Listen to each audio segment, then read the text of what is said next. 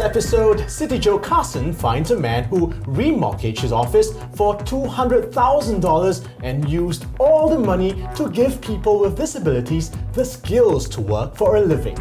Not just any New Year wish list, but a list of what we want more of in 2022. Keep clear as CityJo Nicholas lets loose his inner incredible Hulk and goes berserk. And CityJo Belinda catches up with the most endearing of ballet doyens in Singapore today, and someone who is still teaching her craft after more than 4 decades. Hello everyone, and thanks for joining us on SG Now. Gladys, I have a question for you. Okay, What do camel racing, reggae, and char kway teow have in common? wow. Okay, let me think. Char kway teow is the breakfast of choice for reggae-loving championship-waiting camels. Interesting, but not quite. Well, since 2020, hawker culture, camel racing, and reggae are all officially part of the UNESCO Intangible Cultural Heritage of Humanity. Wow, that's cool. Shame though, I quite like the idea of reggae-loving camels. Very quirky, but quite cool. Anyway, did you know that we have a hawker training school right here in Singapore called Dignity Kitchen that specifically trains people with disabilities to be hawkers so they can live lives of dignity and purpose. Here's CityJo Carson, who went to have a chat with its founder. Don't look at the disability, look at their ability.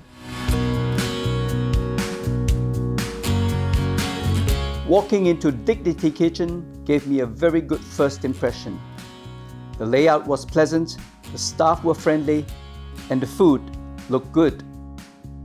It was a big surprise to know that this eatery is run mostly by the disabled, or to use a new term I learned, the differently able.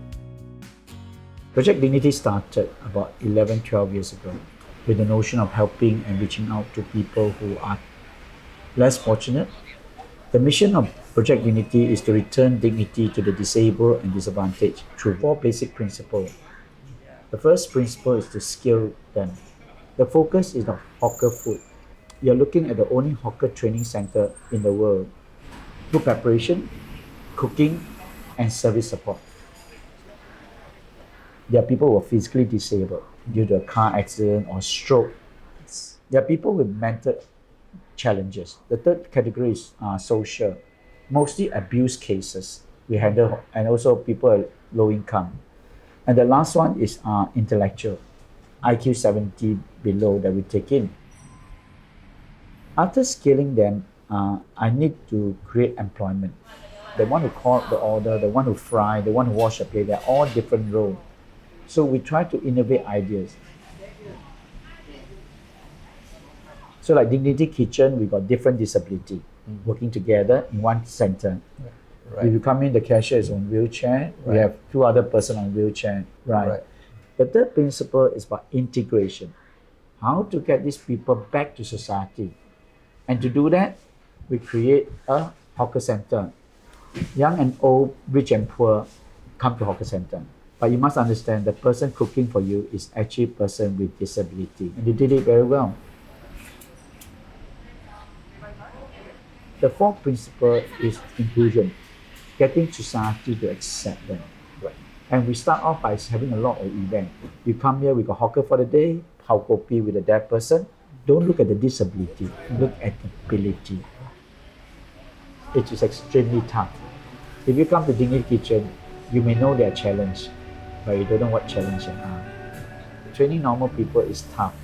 Training normal people to run a food court is even tougher. Work with people who are challenged with one hand, partially blind, deaf, to cook and to serve and to prepare. Tough. But saying that, it's been around for 11 years now. At the back of my mind, there are many challenges, right? But I'm very blessed that I've got a good team of people helping me out now. I accepted Mr. Koh's invitation to learn how to make coffee. The task seemed easy, but I could immediately see the challenge if the student had a disability. I now have a deep appreciation of what Dignity Kitchen goes through to bring out the abilities of the disabled. Dignity Kitchen, Project Dignity will collapse one day, but not today. I remortgaged my office, 200,000, and I pump it in. And my mom passed away and she left me some money. And with that, I started the third one. The more you eat, the more beneficial to the training of my people. We also do the food delivery. Every day we deliver hundreds of packets. We call something called pay forward.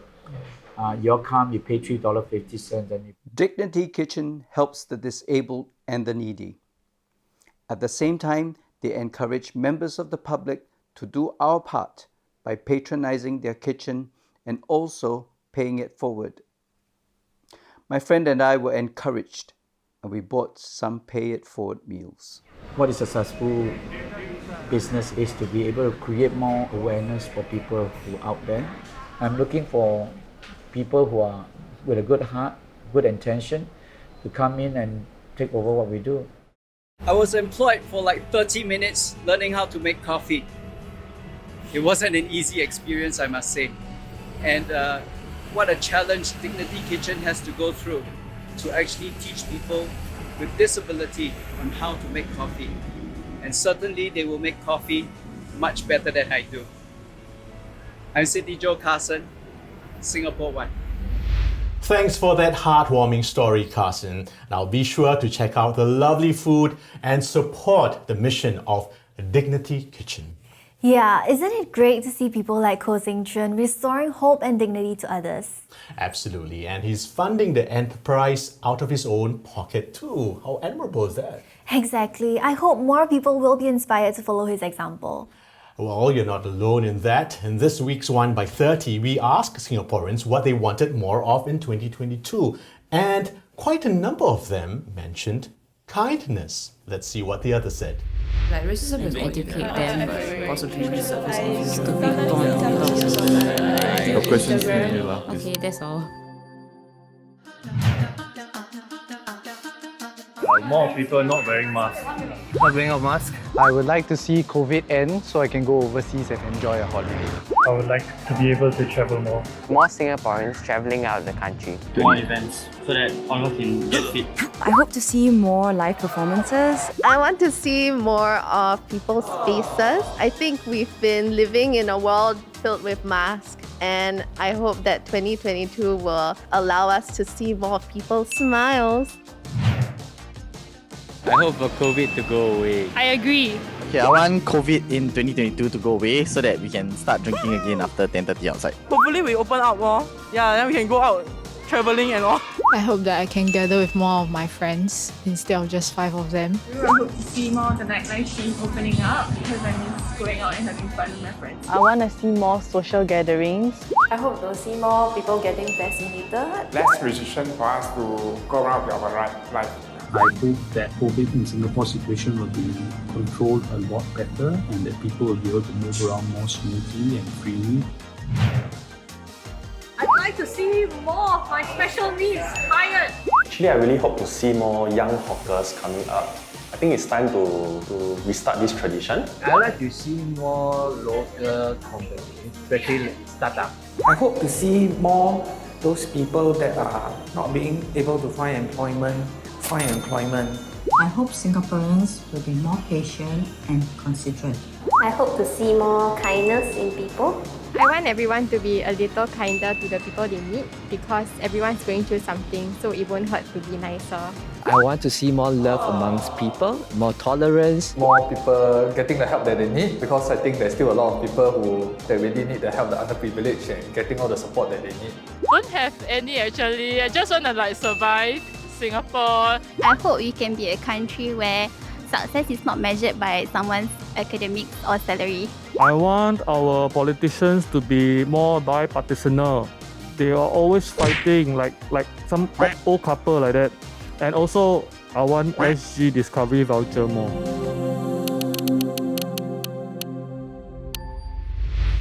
You know, I am definitely with the last guy. I know, right? I could definitely use some more Singapore Rediscovers vouchers. Oh, I didn't mean that. I was talking about having less quarrelling and more bipartisan efforts in Parliament. Maybe we should offer the quarrelling parties some free time in the Fragment Room. Fragment Room? What's that? It's a place where you can safely smash your heart out to let off some steam. Wow, sounds interesting, but it doesn't mean that they'll come out of it any more bipartisan, right? You never know. Anyway, let's join CityJo's Nicholas and Kathleen as they try out their hands having fun, smashing things. Yo! Hi, it's been a while since I've been, out and about. I've recently caught COVID and it kind of pissed me off because it means I can't go out, I can't meet people, I can't do my job. So it really kind of frustrated me a bit. So right now I'm looking for a place to kind of vent my anger, and I don't want to smash my own things because that means I'll have to pay like a lot of money for it, and it's just stupid to do that. This is for you.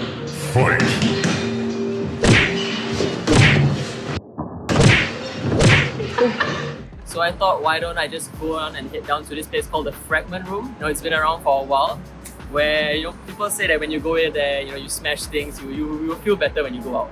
So I thought, why not just head down there, give it a try, see if it's true or not. I want to really test that theory to see if it really helps. Let's go.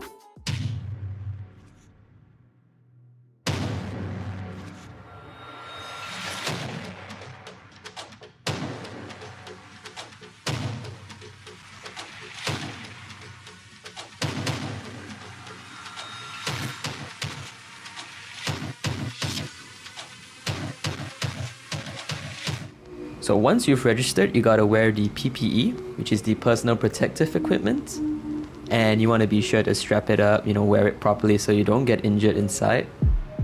They do provide shoes and socks as well if necessary. Along with that, they'll actually provide gloves, helmets, and even a hairnet as well. So once you're all set and good to go, you'll be entering the demolition room, which is where all the madness would happen. And normally they would provide you with a set of crates with a bunch of smashables, your weapons, and even a speaker as well, so you can actually play music to set the mood. And once you're good to go, smash away. So naturally I'm not an angry person, right? So upon entering, I didn't immediately start smashing. I was trying to juggle, have a little fun, trying to goof around. And naturally when you can't do certain things, you get frustrated. I even tried kick juggling, kind of like a soccer ball, which failed miserably. But it did help out with my anger, so I definitely set the stage.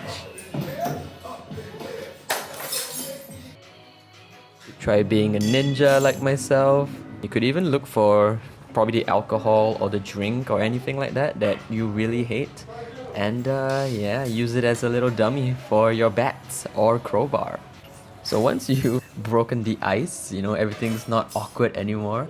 And that's where you can just start smashing and having a good time in there. Even Kathleen, who's such a softie, she got in the mood, and the rest is history.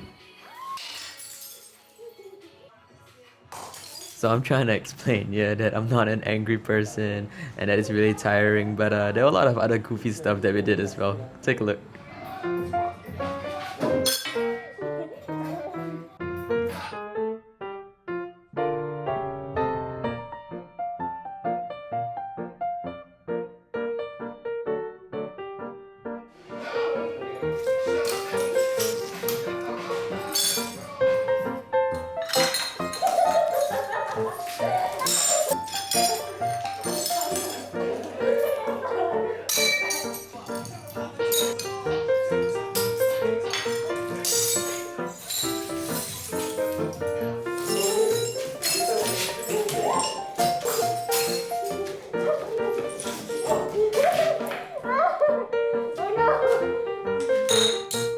And the saying is true, when you're having so much fun, you kind of forget how fast time passes, and before we knew it, we were down to our last bottle.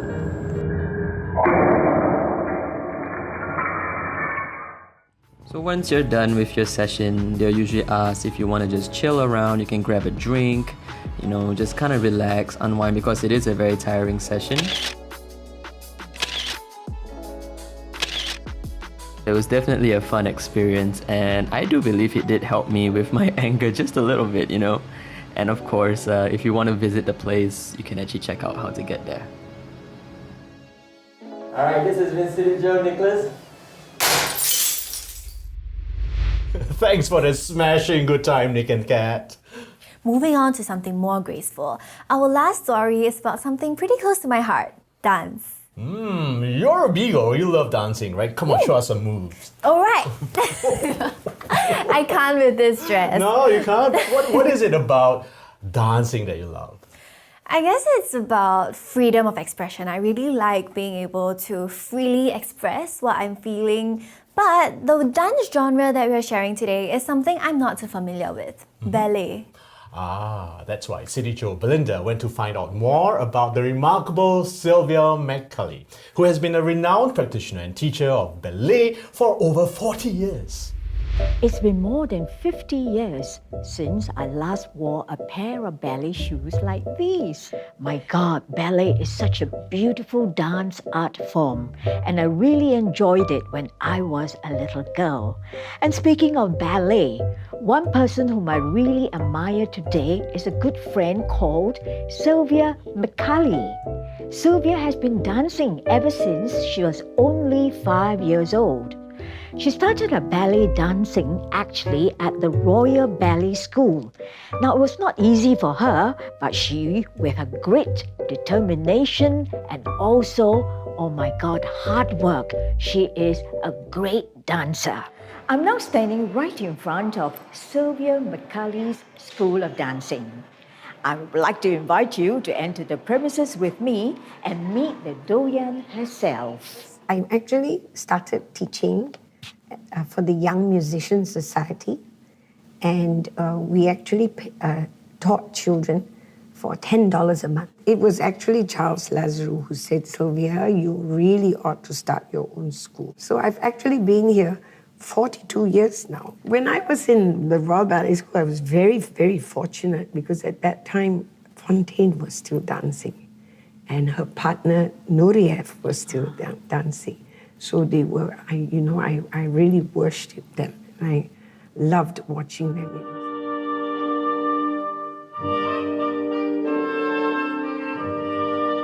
It all started with the very first one in 1988, done at Victoria Theatre.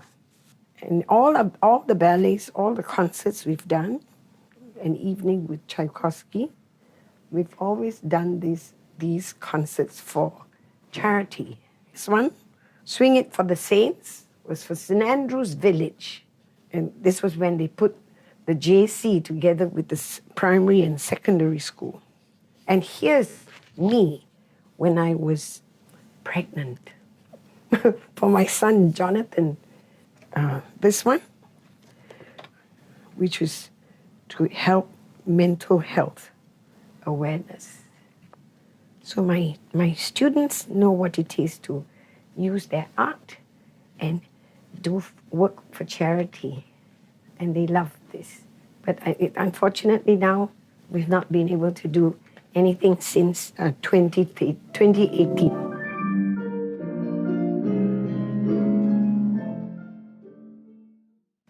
Well, since COVID started, a lot of things have changed.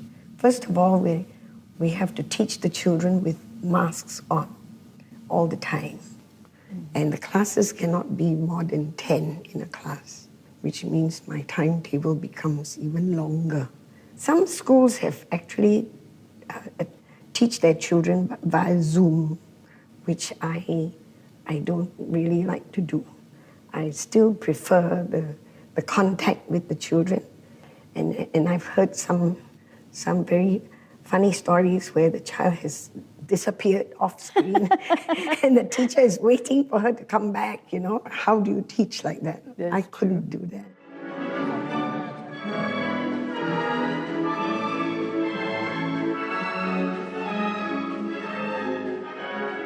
My dear Sylvia, you have contributed so much of your time and your energy to even charity organizations. What are your plans actually for the next 10 years?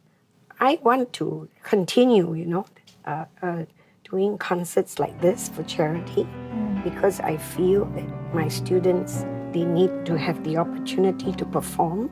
If we're just doing class and taking exams, it doesn't give us much excitement, Well, thank you very much, Sylvia. It was a pleasure talking to you.